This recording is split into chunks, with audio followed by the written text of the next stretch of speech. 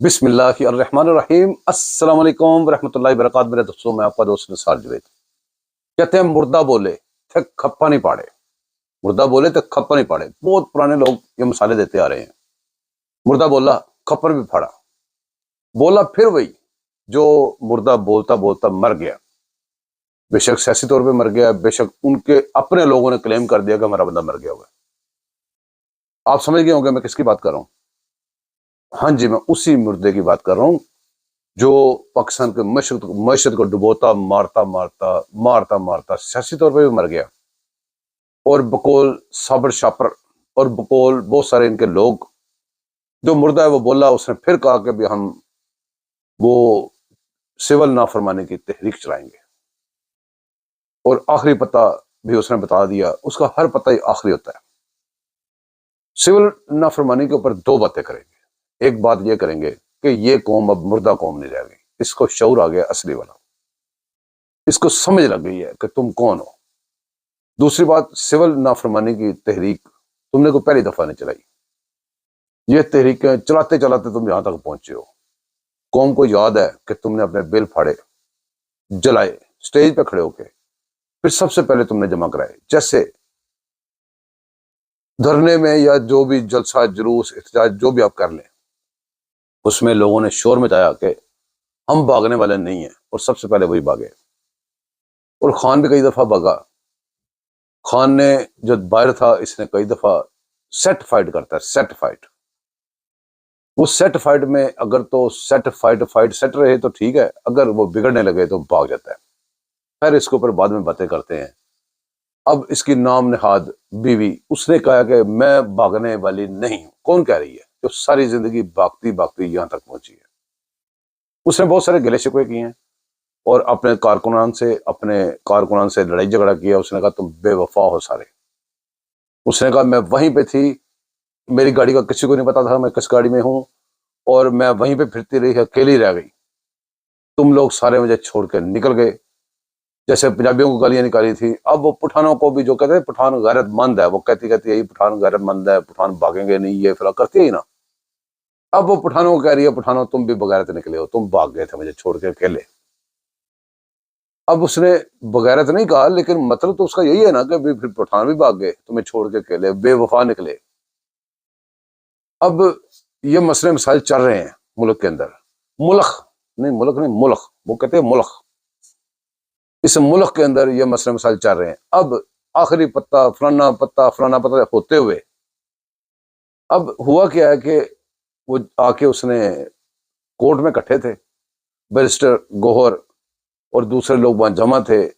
عمران کی بہن نے آگے نیا کٹا کھول دیا۔ کٹا اس نے پرانے کھولا ہے، لیکن اس نے بتایا کہ یہ والا کٹا کھولنا تھا، تم نے غلط کٹا کھول دی ہے۔ کیا ان لوگوں کو عادت ہو گئی ہے، یہ سارا سروائیول کرتے ہیں اپنے جو آؤٹ سائڈر جو ہے نا، ان کے تھنک ٹینکس، جن کو جہاں سے میڈیا کی لیڈیں ملتی ہیں، ان کے اوپر سروائیو کرتے ہیں۔ اس کا کہنے کا مطلب یہ تھا کہ بھی وہ میڈیا خود ہی سنبھال لیتا، تم نے اٹکے رہنا تھا ہزاروں لوگوں کے اوپر۔ تو اب وہ کیسے بتائیں کہ بھی چھتر پہنے نے بی میں ایسی کنا کر اٹھی ہے، اتھے سے چھتر کھانے نے، وہ سب کے سامنے تو نہیں کہہ سکتے تھے، لیکن ان کا مطلب یہی تھا کہ جتنے لوگ اب جنازے میں کدھر سے لے کے آؤں۔ سنا ہے کہ جس دن یہ وہاں سے بھاگے ہیں، انہوں نے شور کیا جنازہ، یہ گلی محلوں میں دھیان رکھتے رہے ہیں، مسجدوں میں مولویوں کو پیسے دیتے رہے ہیں، یہ کوئی جنازہ آوے نا سندا سے نا، اسی کسی نہ کسی طریقے نہ کھچ ترو کے انہوں جنازے میں فٹ کرنا ہے۔ لیکن وہ جنازے تے ہر بندے تے روز ہی بیچارے مرتے ہیں، کوئی جنازہ بھی ایسا نہیں لبے جا کے فٹ ہو سکے۔ اتھے ایتھے علیمہ خان رولا پاندی رہی کہ تسی اڑے رہنا سی، تسی نہیں سی گل کہنی 14 بندے 12 بندے، لیکن وہ سارے سامنے نہیں سی کہہ سکتے۔ سارے سامنے کہندے رہی خان نے کہا تھا 14، خان نے 14، خان تے ہزارہ کہہ رہا سی، خان تے کہا آدھا ملک ہی اڑ گیا۔ خیر یہ ایتھوں دا چکر ہو گیا۔ ہن ایتھے جڑا رولا بنیا ہے، رولا کتھوں تھنک ٹینکاں تو چلدا ہے، جڑے باہروں لیڈاں نے، اوتھے تانوں پتہ ہے او شباز گالی، فلانا قوالی تے فلانا بکالی تے فلانا انگوٹھا چھاپ تے انگوٹھا لان والا پیو دا، وہ سارے بندے باہر دے پیسے لے کے تنخواہ لے کے تے او باہر رولا پا کے تے اپنی اپنی پیپنی بجائی جا رہے ہیں ملک دے خلاف۔ ہن تانوں پتہ ہے کہ ਰੌਲਾ ਪਿਆ ਸੀ ਪਿੱਛੇ ਜਿਹੜਾ ਇੰਨੇ ਬੰਦੇ ਨਹੀਂ ਲੈ ਕੇ ਆਏਗਾ ਉਹਨੂੰ ਟਿਕਟ ਨਹੀਂ ਮਿਲੇਗਾ। ਉਸ ਬੀਬੀ ਨੂੰ ਇਹ ਨਹੀਂ ਪਤਾ ਕਿ ਜਿਨ੍ਹਾਂ ਲੋਕਾਂ ਨੂੰ ਤੂੰ ਕਹਿੰਦੀ ਤੁਹਾਨੂੰ ਟਿਕਟ ਨਹੀਂ ਮਿਲੇਗਾ, ਉਹ ਤੇ ਲੋਕ ਚਲੇ ਗਏ ਨੇ, ਤਾਂ ਬਾਹਰੋਂ ਆਏ ਸੀ, ਬਾਹਰ ਚਲੇ ਗਏ ਨੇ ਜਿਨ੍ਹਾਂ ਨੂੰ ਟਿਕਟ ਲੈਣੀ ਹੁੰਦੀ ਸੀ। ਇਹ ਬਾਕੀ ਜਿਹੜੇ ਬੰਦੇ ਦੇ ਸਿਰ ਤੇ ਬੈਠ ਕੇ ਖਾਣ ਆਇਆ ਸੀ ਨਾ ਬੀਬੀ, ਉਹਨਾਂ ਨੂੰ ਟਿਕਟ ਕੋਈ ਨਹੀਂ ਚਾਹੀਦਾ ਹੁੰਦਾ। ਉਹ ਉਹਨਾਂ ਨੂੰ ਕਹਿੰਦੇ ਨੇ ਇਲੈਕਟੇਬਲ, ਉਹਨਾਂ ਦਾ ਇੱਕ ਨਵਾਂ ਨਾਮ ਰੱਖਿਆ ਇਲੈਕਟੇਬਲਸ ਪਾਕਿਸਤਾਨ ਦੇ ਵਿੱਚ ਨਾ। ਉਹ ਬੀਬੀ ਇਲੈਕਟੇਬਲਸ ਨੇ, ਉਹਨਾਂ ਨੂੰ ਕਿਸੇ ਟਿਕਟ ਦੀ ਲੋੜ ਨਹੀਂ, ਉਹਨੂੰ ਕਿਸੇ ਚੀਜ਼ ਦੀ ਲੋੜ ਨਹੀਂ। ਉਹ ਆਪ ਵੀ ਨਾ ਖਲੋਣ, ਉਹ ਕੁੱਤਾ ਖਿਲਾਰ ਦੇਣ, ਉਹ ਖੰਭਾ ਖਿਲਾਰ ਦੇਣ, ਫਰਕ ਸਭ ਕੁਛ। ਤੇ ਉਹਨਾਂ ਨੂੰ ਧਮਕੀਆਂ ਲਾਉਂਦੇ ਨਹੀਂ ਕਹਿੰਦੇ ਬੰਦੇ ਨਹੀਂ ਲਿਆਓਗੇ। ਅੱਗੇ ਬੰਦੇ ਤੁਹਾਨੂੰ ਮਿਲਦੇ ਸੀ, ਹੁਣ ਜਿੱਥੋਂ ਮਿਲਦੇ ਸੀ ਉਹਨਾਂ ਦੇ ਖਿਲਾਫ ਤੁਸੀਂ ਬੰਦੇ ਲਿਆਣੇ ਸੀ ਬੀਬੀ ਜੀ। ਉਹਨਾਂ ਦੇ ਖਿਲਾਫ ਤੇ ਬੰਦੇ ਨਹੀਂ ਆਉਂਦੇ, ਫਿਰ ਜਿਹੜੇ ਉਹਨਾਂ ਦੇ ਬੰਦੇ ਉਹਨਾਂ ਦੇ ਖਿਲਾਫ ਕਿਵੇਂ ਆ ਜਾਣ। ਇੱਥੇ ਰੌਲਾ ਪਿਆ ਰਿਹਾ, ਫਿਰ ਬਾਹਰੋਂ ਬੰਦੇ ਮੁੱਲ ਲੈਣੇ ਪਏ, ਬਾਹਰੋਂ ਬੜਾ ਸਾਰਾ ਪੈਸਾ ਲਾ ਕੇ ਕਿੰਨੇ ਸਾਰੇ ਬੰਦੇ ਆਏ। ਉਹ ਐਵੇਂ ਨਹੀਂ ਮੈਂ ਕਹਿ ਰਿਹਾ, ਸਾਡੇ ਦਾਰਿਆਂ ਕੋਲ ਬੰਦ ਪਏ ਨੇ, ਉਹ ਸਬੂਤ ਪਏ ਨੇ ਸਾਰੇ, ਕਿਹੜੇ ਕਿਹੜੇ ਬੰਦੇ ਕਿੱਥੋਂ ਹੋਏ ਨੇ, ਸਾਰਾ ਕੁਝ ਪਿਆ ਹੈ, ਕੋਈ ਰੌਲੇ ਵਾਲੀ ਗੱਲ ਨਹੀਂ ਹੈ। ਬਹਰਹਾਲ ਪਾਕਿਸਤਾਨੀ ਨੂੰ ਧਿਆਨ ਰੱਖੋ ਕਿ ਤੁਹਾਡੇ ਮੁਲਕ ਦੇ ਕੀ ਕੁਛ ਹੋ ਰਿਹਾ। ਹੁਣ ਕਦੀ ਜਨਾਬ ਉਹ ਆਪੇ ਮਸ਼ਹੂਰ ਕਰਦੇ ਨੇ ਖਾਣ ਦੀ ਡੀਲ ਹੋ ਰਹੀ ਹੈ, ਡੀਲ ਬਿੱਸੀ ਜੇ, ਉਹ ਡੀਲ ਤੇ ਬਿੱਸੀ ਵਾਲੀ ਗੱਲ ਜੇ ਤੁਸੀਂ ਡਟ ਕੇ ਖੜਾ ਹੈ, ਦੂਸਰੇ ਪਾਸੇ ਕਹਿੰਦੇ ਡੀਲ ਹੋ ਰਹੀ ਹੈ। ਕਦੀ ਕੋਈ ਵਬਾ ਛੱਡ ਦਿੰਦੇ ਨੇ, ਕਦੀ ਕੋਈ ਵਬਾ, ਕਦੀ ਕਹਿੰਦੇ ਜੀ ਬਿਲਾਵਲ ਭੁੱਟੋ ਜ਼ਰਦਾਰੀ ਪ੍ਰਾਈਮ ਮਿਨਿਸਟਰ ਆ ਰਿਹਾ ਜੇ, ਆ ਜਾਵੇ ਬਈ ਬਿਲਾਵਲ ਭੁੱਟੋ ਜ਼ਰਦਾਰੀ ਆ ਜਾਵੇ, ਇੱਥੇ ਉਹ ਗਮਾ ਚੂੜਾ ਜਾਵੇ, ਇੱਥੇ ਉਹ ਫਜਾ ਪਠਿਆਲਾ ਜਾਵੇ, ਉਹ ਕੋਈ ਤੁਹਾਡੇ ਵਰਗਾ ਕੋਈ ਦਹਿਸ਼ਤਗਰਦ ਤੇ ਨਾ ਆਵੇ, ਤੁਹਾਡੇ ਵਰਗਾ ਮੁਲਕ ਦੁਸ਼ਮਣ ਤੇ ਨਾ ਆਵੇ। ਸਭ ਸ਼ੁਦਾ ਫੌਜੀ ਸਿਰ ਜੋੜ ਕੇ ਬੈਠੇ ਨੇ ਜੀ, ਛੋਟੇ ਮੋਟੇ ਫੌਜੀ ਨਹੀਂ, ਵੱਡੇ ਸਾਈਜ਼ ਦੇ ਫੌਜੀ, ਉਹ ਸਾਰੇ ਸਿਰ ਜੋੜ ਕੇ ਬੈਠੇ ਨੇ। ਹੁਣ ਉੱਥੇ ਜਿੰਨੇ ਮੂੰਹ ਹੋਣੀਆਂ ਗੱਲਾਂ, ਫੌਜ ਇੱਕ ਡਿਸਪਲਿਨ ਦੀ ਹੈਗੀ ਹੈ। ਤੁਸੀਂ ਦੇਖੋ ਨਾ ਫੌਜ ਨੂੰ ਹੁਣ ਕੀ ਰੌਲਾ ਕੀ, ਮੈਂ ਤੁਹਾਨੂੰ ਸੌਖੀ ਗੱਲ ਹੈ, ਗੌਰ ਨਾਲ ਮੇਰੀ ਗੱਲ ਸੁਣਨਾ। ਇਸਲਾਮ ਨੂੰ ਤੁਸੀਂ ਬੁਰਾ ਕਹਿਣਾ, ਤੇ ਉਹ ਜਦੋਂ ਬੁਰਾ ਕਹਿੰਦੇ ਨੇ ਨੱਕ ਤੇ ਪੈਂਦੀਆਂ ਨੇ ਮੁੱਕੀਆਂ, ਅਗਲੇ ਬੰਦੇ ਗੱਲ ਪੈ ਜਾਂਦੇ ਨੇ, ਤੇ ਉਹ ਇਸਲਾਮ ਨੂੰ ਛੱਡ ਕੇ ਮੌਲਵੀ ਨੂੰ ਬੁਰਾ ਕਹਿਣ ਲੱਗ ਪਓ। ਇਹਨਾਂ ਦਾ ਅਸੂਲ ਨੇ, ਇਹਨਾਂ ਨੇ ਤਰੀਕੇ ਬਣਾਏ ਨੇ ਬਈ ਜੋ ਵੀ ਇਸਲਾਮ ਕਹਿੰਦਾ ਮੌਲਵੀ ਯੂੰ, ਮੌਲਵੀ ਫਲਾਣਾ, ਮੌਲਵੀ ਟਿਕਾਣਾ, ਸਾਰਾ ਕੋਈ ਮੌਲਵੀ ਤੇ ਲਾ ਦਿਓ, ਇਸਲਾਮ ਨੂੰ ਆਪੇ ਚਲਾ ਜਾਏਗਾ। ਹੁਣ ਪਾਕਿਸਤਾਨ ਨੂੰ ਜੇ ਤੁਸੀਂ ਕਹੋ, ਕੋਈ ਬੰਦਾ ਕਹੇ ਜੀ ਪਾਕਿਸਤਾਨ ਬੜਾ ਭੈੜਾ ਹੈ, ਪਾਕਿਸਤਾਨ ਨੂੰ ਯੂੰ ਕਰ ਦਿਓ, ਫਲਾਣ ਕਰ ਦਿਓ, ਉੱਥੇ ਲੋਕੀ ਗੱਲ ਪੈ ਜਾਣਗੇ, ਲੋਕੀ ਪਛਾਣ ਲੈਣਗੇ ਨਾ। ਉੱਥੇ ਮੌਲਵੀ ਉੱਥੇ ਪਾਕਿਸਤਾਨ ਨੂੰ ਨਹੀਂ ਕਹਿੰਦੇ, ਉੱਥੇ ਕਹਿੰਦੇ ਕੌਣ ਬਚਾਏਗਾ ਪਾਕਿਸਤਾਨ, ਇਮਰਾਨ ਖਾਨ ਨया ਪਾਕਿਸਤਾਨ। ਕਿਉਂਕਿ ਪੁਰਾਣਾ ਜਿਹੜਾ ਨਾ, ਕਦੀ ਇਹ ਹੋਇਆ ਕਿ ਮੁਲਕ ਹੀ ਨਵੇਂ ਬਣ ਜਾਣ, ਕਦੀ ਹੋਇਆ ਇਸ ਤਰ੍ਹਾਂ। ਉੱਥੇ ਤੁਸੀਂ ਜਿੱਥੇ ਮੁਲਕ ਨੂੰ ਭੈੜਾ ਕਰਨਾ, ਤਾਂ ਉੱਥੇ ਇਹ ਕਹਿ ਦਿਓ। ਮਤਲਬ ਕਿ ਇਸ ਨਾਰੇ ਦਾ ਮਤਲਬ ਤੁਸੀਂ ਸਮਝੋ ਨਾ, ਕੌਣ ਬਚਾਏਗਾ ਪਾਕਿਸਤਾਨ, ਇਮਰਾਨ ਖਾਨ। ਇਸ ਨਾਰੇ ਦਾ ਮਤਲਬ ਸਮਝ ਆ ਰਿਹਾ ਜੇ ਕਿ ਉਹਨਾਂ ਦਾ ਕਹਿਣ ਦਾ ਮਤਲਬ ਹੈ ਕਿ ਪਾਕਿਸਤਾਨ ਹੁਣ ਬਚਿਆ ਨਹੀਂ ਹੈਗਾ। ਪਾਕਿਸਤਾਨ ਦੀ ਜਦੋਂ ਇਕਨੋਮੀ ਕ੍ਰੈਸ਼ ਹੋ ਗਈ ਸੀ, ਇੰਨੀ ਮਹਿੰਗਾਈਆਂ ਹੋ ਗਈਆਂ, ਸਾਡੀ ਤਬਾਹੀ ਲੱਥ ਗਈ, ਉਹ ਠੀਕ ਸੀ, ਉਹ ਬਚਣਾ ਨੂੰ ਕਹਿ ਰਹੇ ਨੇ। ਤੇ ਜਦੋਂ ਇਕਨੋਮੀਆਂ ਸੱਟ ਜਾ ਰਹੀਆਂ ਨੇ, ਸਟਾਕ ਮਾਰਕੀਟ ਉੱਪਰ ਜਾ ਰਹੀ ਹੈ, ਮਹਿੰਗਾਈ ਕੰਟਰੋਲ ਹੋ ਰਿਹਾ ਮਹਿੰਗਾਈਆਂ ਦੇ ਵਿੱਚ, ਉਹ ਡੁੱਬਿਆ ਪਿਆ, ਤੇ ਉਹਨੂੰ ਡੁੱਬਣ ਤੋਂ ਕੌਣ ਬਚਾਏਗਾ, ਉਸੇ ਹਾਲਤ ਤੇ ਕੌਣ ਲਿਜਾਏਗਾ। ਸਾਡੀ ਜਿਹੜੀ ਦੋ ਚਾਰ ਚੀਜ਼ਾਂ ਦੇ ਕੰਮ ਰਹਿ ਗਿਆ ਕਰਨ ਵਾਲੀ, ਕਸ਼ਮੀਰ ਕੌਣ ਵੇਚੇਗਾ, ਸਾਡੀ ਆਵਾਮ ਨੂੰ ਖੁਦਕਸ਼ੀਆਂ ਤੇ ਕੌਣ ਮਜਬੂਰ ਕਰੇਗਾ, ਉਹ ਕਰੇਗਾ ਜੀ ਇਮਰਾਨ ਖਾਨ। ਕੌਣ ਬਚਾਏਗਾ ਪਾਕਿਸਤਾਨ, ਇਮਰਾਨ ਖਾਨ। ਇਹਦਾ ਤਰਜਮਾ ਆ ਗਿਆ। ਹੁਣ ਤੁਸੀਂ ਐਸੋ ਕੇ ਚੱਲੋ, ਹੁਣ ਆ ਕੇ ਫੌਜ ਦੀ ਗੱਲ ਕਰ ਲਓ।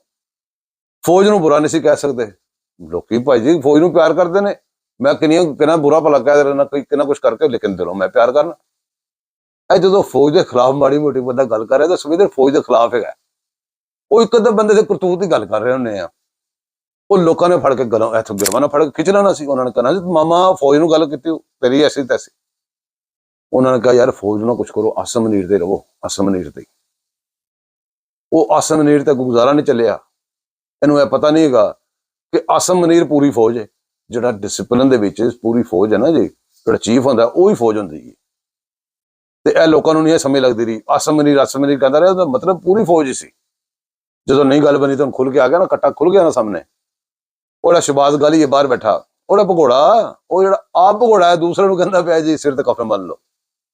ਉਹ ਆਪ ਭਗੌੜੇ ਉੱਥੇ ਬੈਠ ਕੇ ਮੁਲਕ ਦੇ ਕਹਿ ਰਹੇ ਨੇ ਵੀ ਤੁੰਨ ਕੇ ਰੱਖੋ, ਵੀ ਤੁਸੀਂ ਤੇ ਆਪ ਤੁੰਨੇ ਗਏ, ਤੁਸੀਂ ਦੂਸਰੇ ਨੂੰ ਕਹਿ ਰਹੇ ਤੁੰਨ ਕੇ ਰੱਖੋ।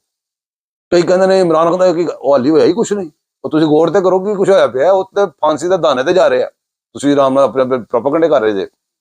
ਖੈਰ ਅਖੀਰ ਕੱਟਾ ਖੁੱਲ ਗਿਆ ਜੀ, ਬਾਈਕਾਟ ਕਰਤਾ। ਬਾਈਕਾਟ ਕਾਹਦਾ ਕਰਤਾ? ਫੌਜੀ ਜਿਹੜੀ ਮਸਨੂਆਤ ਨੇ, ਫੌਜੀ ਫਰਟੀਲਾਈਜ਼ਰ, ਫੌਜੀ ਫਲਾਨਾ, ਫੌਜੀ ਅਸਕਰੀ ਦਲੀਆ ਫਲਾਨਾ, ਮਤਲਬ ਕਿ ਜਿੰਨੀ ਵੈਸੇ ਉਹਨੇ ਪੂਰੀ ਲਿਸਟ ਦਿੱਤੀ ਜੇ। ਇਹ ਭਲਾ ਕਹਿੰਦਾ ਜਵਾਬ ਹੈ? ਇਹ ਉਹਨੇ ਦੱਸਿਆ ਕਿ ਅਸੀਂ ਇਸਰਾਈਲੀ ਹੈਗੇ ਆ। ਯਾਰ ਤੁਸੀਂ ਗੱਲ ਨਹੀਂ ਸਮਝ ਆ ਰਹੇ। ਤੁਸੀਂ ਬਾਈਕਾਟ ਕੀਤਾ ਸੀ ਨਾ ਇਸਰਾਈਲ ਦੀ ਚੀਜ਼ਾਂ ਦਾ, ਜਦੋਂ ਉਹਨੇ ਫਲਸਤੀਨ ਤੇ ਉੱਤੇ ਹਮਲਾ ਕੀਤਾ, ਸਭ ਬਾਈਕਾਟ ਕੀਤਾ ਹੈ ਜਨਾ। ਕਈ ਲੋਕਾਂ ਨੇ ਤਾਂ ਹਾਲੇ ਤੱਕ ਵੀ ਕੀਤਾ ਹੈ, ਕਈ ਕਮਜ਼ੋਰ ਰਹੇ ਨੇ, ਕਈ ਪੱਕੇ ਰਹੇ ਨੇ। ਤੇ ਇਸਰਾਈਲ ਨੂੰ ਤੁਸੀਂ ਅਗਰ ਬਾਈਕਾਟ ਕਰੋਗੇ, ਇਸਰਾਈਲ ਨੇ ਜਵਾਬ ਦੇ ਤੁਹਾਡਾ ਬਾਈਕਾਟ ਕਰਦਾ, ਤੁਹਾਡੀ ਫੌਜ ਦਾ। ਸੌਖੀ ਯਾਰ ਗੱਲਾਂ ਨੇ, ਤੁਸੀਂ ਕੋਈ ਔਖੀ ਗੱਲ ਤੇ ਨਹੀਂ ਜਿਹੜੀ ਨਾ ਸਮਝਿਆ ਜਾਵੇ। ਹੁਣ ਬਾਈਕਾਟ ਤੇ ਆ ਗਏ ਨੇ ਪੂਰੀ ਫੌਜ ਦਾ। ਆਸਮ ਮਨੀਰ ਦਾ ਨਹੀਂ ਜੇਗਾ ਇਹ ਫੈਕਟਰੀਆਂ। ਇਹ ਗੱਲ ਤੇ ਗੌਰ ਕਰਨਾ ਹੈ, ਸਾਰੀਆਂ ਫੈਕਟਰੀਆਂ ਆਸਮ ਮਨੀਰ ਦੀਆਂ ਨਹੀਂ ਹੈਗੀਆਂ, ਪੂਰੀ ਫੌਜ ਦੀਆਂ ਨੇ। ਬਲਕਿ ਜਿਹੜੇ ਫੌਜੀ ਵਿਚਾਰੇ ਦੁਨੀਆ 'ਚ ਚਲੇ ਗਏ ਨਾ ਸ਼ੋਧਾ, ਉਹਨਾਂ ਦੇ ਸਿਸਟਮ ਨੇ, ਫਿਰ ਫੌਜੀਆਂ ਦਾ ਇੱਕ ਨਿਜ਼ਾਮ ਹੈ ਆਪਣਾ, ਉਹਨੂੰ ਚਲਾਉਣ ਵਾਸਤੇ ਸਾਰਾ ਸਿਸਟਮ ਬਣਿਆ ਹੈ। ਉਹਨਾਂ ਦੇ 'ਚ ਹੋਰ ਬੜੀਆਂ ਗੱਲਾਂ ਹੋ ਸਕਦੀਆਂ ਨੇ, ਉਹਨਾਂ ਗੱਲਾਂ ਨੂੰ ਹਾਲੇ ਪਾਸੇ ਰੱਖੋ। ਹਾਲੇ ਤੁਸੀਂ ਇਹ ਵੇਖੋ ਕਿ ਉਹਨੇ ਆਸਮ ਮਨੀਰ ਤੇ ਨਹੀਂ ਅਟੈਕ ਕਰ ਰਹੇ ਕਿ ਆਸਮ ਮਨੀਰ ਦੀ ਕੋਈ ਫੈਕਟਰੀ ਬੰਦ ਕਰ ਦਿਓ, ਉਹਦੀ ਹੈ ਹੀ ਨਹੀਂ। ਪੂਰੀ ਫੌਜ ਆ ਗਏ ਨਾ, ਪੂਰੀ ਫੌਜ ਤੇ। ਇਸ ਤਰ੍ਹਾਂ ਜਦੋਂ ਟਾਈਮ ਆਏਗਾ ਪੂਰੇ ਪਾਕਿਸਤਾਨ ਤੇ ਵੀ ਜਾਣਗੇ। ਇਸ ਜਦੋਂ ਟਾਈਮ ਆਏਗਾ ਪੂਰੇ ਇਸਲਾਮ ਤੇ ਕਈ ਵਾਰੀ ਆਏ ਨੇ, ਤੁਹਾਨੂੰ ਸਮਝ ਨਹੀਂ ਲੱਗੀ। ਉਹ ਆਉਂਦੇ ਨੇ, ਉਹ ਆ ਕੇ ਚੱਕਰ ਲਾ ਕੇ ਟੱਚ ਕਰਕੇ ਨੱਚ ਜਾਂਦੇ ਨੇ। ਇਸਲਾਮਿਕ ਟੱਚ, ਉਹ ਟੱਚ ਐਸੇ ਵੈਸੇ ਦੇ ਨਿੱਘਾ ਨਿੱਘਾ ਟੱਚ ਦੇ ਕੇ ਲੋਕ ਆਦੀ ਹੋਣਗੇ, ਖੁੱਲਾ ਐਲਾਨ ਕਰ ਦਿਆਂਗੇ। ਪਰ ਉਹਨਾਂ ਨੂੰ ਇਹ ਪਤਾ ਨਹੀਂ ਕਿ ਬੜੇ ਮੀਸਰੇ ਨੇ, ਬੜੇ ਕੀਸਰੇ ਨੇ। ਜਿੰਨਾ ਮਰਜ਼ੀ ਚੁੱਪ ਕਰਕੇ ਖਾਮੋਸ਼ ਹੋ ਕੇ ਬਿਟਰ ਵੇਖੀ ਜਾਣਗੇ। ਐਸੀ ਪਾਕਿਸਤਾਨੀ ਕੌਮ ਹੈ।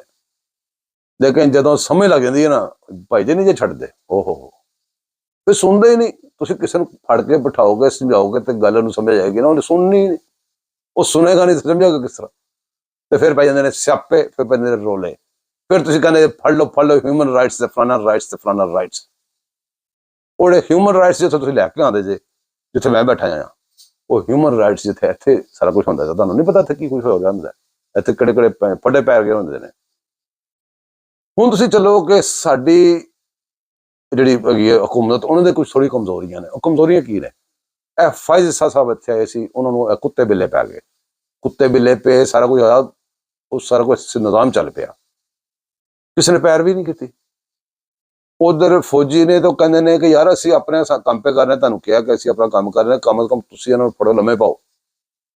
ਕਹਿੰਦੇ ਨੇ ਜੀ ਤੁਹਾਡਾ ਕੰਮ ਹੈ, ਸਾਡਾ ਤੁਹਾਡਾ ਮੁਆਹਦਾ ਹੋਇਆ ਹੈ ਕਿ ਇਹ ਕੁੱਤੇ ਬਿੱਲੇ ਤੁਸੀਂ ਲਿਆਂਦੇ ਸੀ, ਇਹਨਾਂ ਨਾਲ ਤੁਸੀਂ ਨਿਬੜਨਾ, ਅਸੀਂ ਕੰਮ ਕਰਨਾ, ਅਸੀਂ ਕੰਮ ਪੇ ਕਰ ਰਹੇ। ਵੀ ਠੀਕ ਕੰਮ ਕਰ ਰਹੇ, ਚੰਗਾ ਕਰ ਰਹੇ, ਸੋਹਣਾ ਕਰ ਰਹੇ, ਪਰ ਯਾਰ ਤੁਸੀਂ ਆਪ ਵੀ ਥੋੜੀ ਹਿੰਮਤ ਕਰੋ। ਹੁਣ ਉੱਥੇ ਪੈਰਵੀ ਫੌਜੀਆਂ ਨਾਲ ਕਰਨੀ ਸੀ, ਇੱਥੇ ਸਾਡੇ ਕੋਲ UK 'ਚ ਫੌਜੀਆਂ ਨਾਲ ਕਰਨੀ ਸੀ, ਇੱਥੇ ਤੁਸੀਂ ਕਰਨੀ ਸੀ ਸਿਵਲ ਹਕੂਮਤ ਨੇ। ਬੜੇ ਦੁੱਖ ਦੀ ਗੱਲ ਹੈ। ਬਹਰਹਾਲ ਗੱਲਾਂ ਬੜੀਆਂ ਸਾਰੀਆਂ ਹੈਗੀਆਂ ਨੇ, ਕਰਦੇ ਰਵਾਂਗੇ। ਲੰਮਾ ਗੱਲਾਂ ਕਰਨ ਤੇ ਬੜਾ ਲੰਮਾ ਦਿਲ ਕਰਦਾ ਹੈ। ਇੱਕ ਗੱਲ ਕਿ ਤੁਸੀਂ ਬੋਰ ਹੋ ਜਾਂਦੇ ਜੇ, ਮੇਰੀ ਸ਼ਕਲ ਵੇਖ ਵੇਖ ਕੇ ਉਕਤਾ ਗਏ ਜੇ, ਤੇ ਗੱਲਾਂ ਤੁਹਾਨੂੰ ਉਹ ਜਿਹੜੀਆਂ ਨਾ ਚਿਕਨੀਆਂ ਚੁਪੜੀਆਂ ਮੈਨੂੰ ਆਉਂਦੀਆਂ ਨਹੀਂ। ਮੇਰੇ ਨੂੰ ਇੱਕ ਬੰਦਾ ਵੀ ਨਾ ਵੇਖੇ, ਇੱਕ ਬੰਦਾ ਵੀ ਲਾਈਕ ਨਾ ਕਰੇ, ਮੈਨੂੰ ਸ਼ੌਕ ਹੈ ਮੈਂ ਆਪਣਾ ਲੱਗਾ ਰਹਿਣਾ। ਦੋਵੇਂ ਯਾਦ ਰੱਖਣਾ, ਸਬਸਕ੍ਰਾਈਬ ਹੋਣ ਨਾ ਕਰਾਣਾ, ਠੀਕ ਹੈ, ਲਾਈਕ ਵੀ ਨਾ ਕਰਨਾ, ਸ਼ੇਅਰ ਵੀ ਨਾ ਕਰਨਾ, ਪਰ ਮੇਰੀ ਗੱਲ ਸੁਣ ਕੇ ਨਾ ਮੈਂ ਜਿਹੜਾ ਰੌਲਾ ਪਾਣਾ ਨਾ, ਸ਼ੋਰ ਕਰਨਾ, ਉਹਨਾਂ ਤੇ ਗੌਰ ਕਰ ਲਿਆ ਕਰੋ। ਦੋਵੇਂ ਯਾਦ ਰੱਖਣਾ। ਅੱਲਾ ਹਾਫਿਜ਼।